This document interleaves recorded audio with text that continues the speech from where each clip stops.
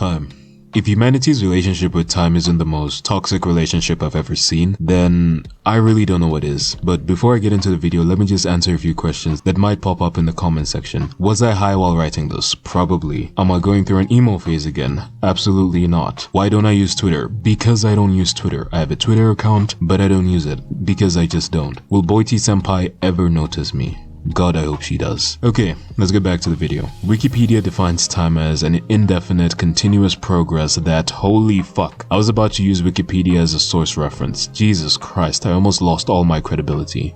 So Urban Dictionary defines time as nature's way of making sure that not everything happens exactly at the same time. And you can find different definitions, but never mind the definitions, I'm sure we all have a rough idea of what time is. Time gives you purpose, and it's been the driving factor ever since, well, the beginning of time. The first proto-human probably looked up, down, or wherever the hell it was looking at and was like, I think it's about time I actually evolve now, because this shit does not look good at all. I mean, like, look at me, man. Like, I'm hairy as hell, and the world's getting hotter. Like, this shit doesn't make any sense. My hands hurt because, like, I'm constantly walking on them. Like, goddamn, this is not it, chief.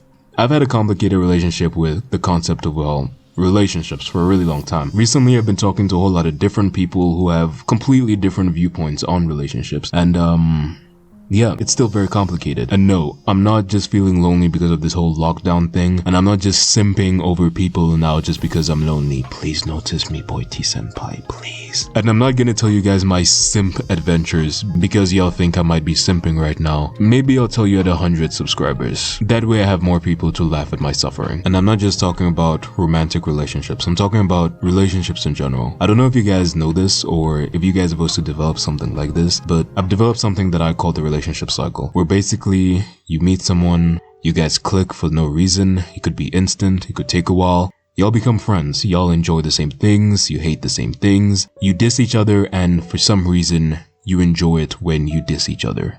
And after a while, you just stop talking to the person. You stop seeing each other. Your schedules just don't meet up anymore. And before you know it, it's been 2 years ever since you've talked to them, seen them, or even thought about them. And then that's when you realize that they're slowly becoming a fond memory.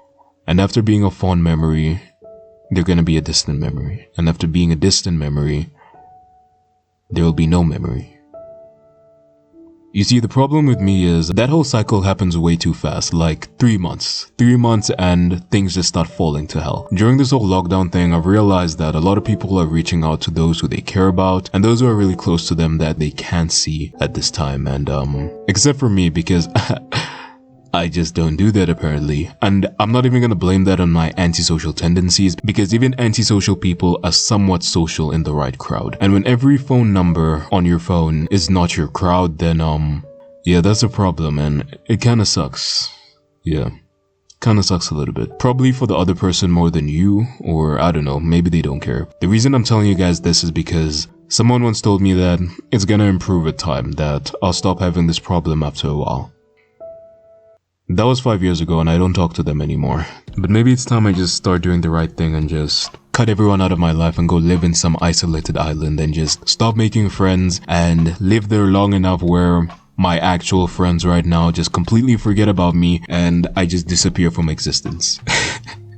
Okay, I keep kidding, I'm definitely not gonna do that. Okay, back to the main time. For something that's infinite, you can never have enough of it, or you can never have the right amount. Let me put it like that, because if you have too much time, it's a bad thing. If you have too little time, it's also a bad thing, because you never get things done and you're always late and you're just pissing off people. I'm looking at you, black people. If you have too much time, a whole lot of people think you're just lazy because, like, wow, you just have so much time on your hands. Or you're like me and you have the correct amount of time, but then you start procrastinating until you don't have any more time. We call that terrible time management skill, which is probably the most important skill you can have during this lockdown. Thomas Frank will definitely be very disappointed in me, considering how many times I've binge watched his entire freaking channel. The dude has like probably over like 100 videos, maybe even 200, and I've binge watched his entire channel like so many times. And I did it while procrastinating, and yes, I'm sure you guys also do that. You watch productivity videos to procrastinate so that you're not productive.